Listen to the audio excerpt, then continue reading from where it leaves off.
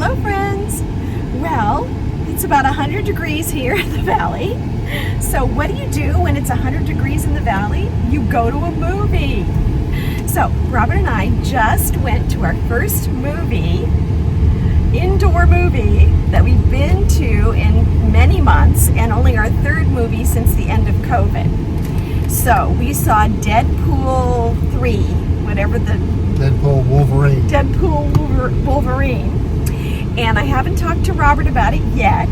So this is the unvarnished review of this movie that we just saw. Okay, so first I want to make a few notes before we begin. The first thing is that we were the oldest people in the theater. Okay, that's number one. Number two is that there was a half an hour of preview movies before the movie started. So we went to a very early show because we're old. And so we went to like an 11:45 show.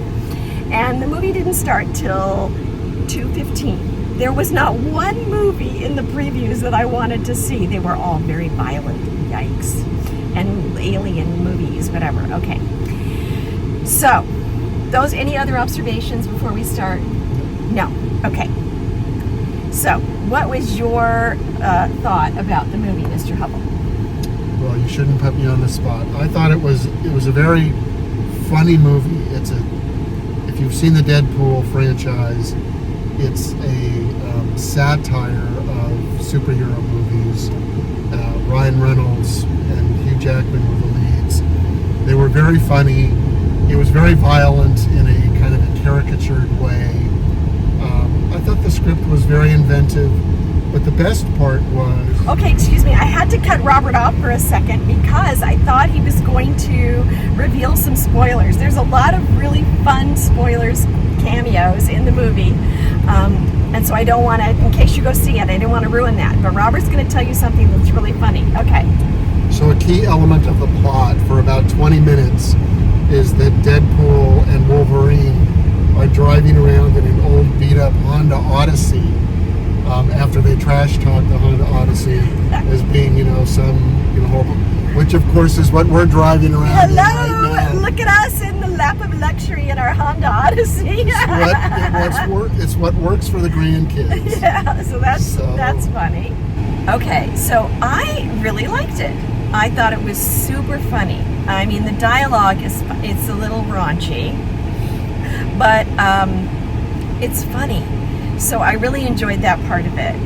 And I thought that the plot was very convoluted, and it took a lot of exposition. And since I haven't watched the other Deadpools super carefully, and I haven't seen all of the Marvel movies, some of the allusions, went past me. But some of them didn't.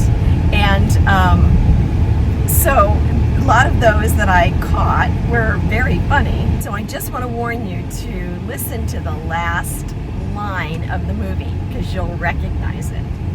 But there were other allusions too that were quite funny. Right.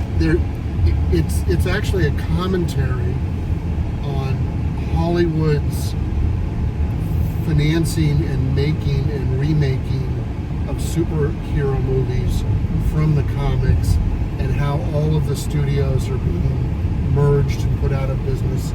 So it was a very funny commentary on American business and film finance along the way. Ryan Reynolds was always breaking the fourth wall, always talking to the audience. So funny. He's just terrifically he's really funny. Very, very funny. Yeah. But, there's also some tenderness in it. Not much, but very sweet tenderness. And, overall, so I don't like the violence, although I can withstand it more than Robert, so I'm surprised that he gave it such a good review. Because I like all the Bourne movies, but he doesn't. Well, the violence was comic book stylized violence. Yeah. And it gets to the point where it's like, okay, I mean, this is just fantasy, ridiculous, over the top.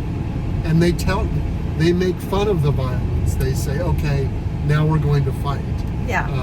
And then they have, a literally 10-minute fight in a Honda Odyssey minivan, which might be the funniest scene in the movie. Anyways, I enjoyed myself. It was cool. It was fun to go out on a date in the morning. And I recommend it.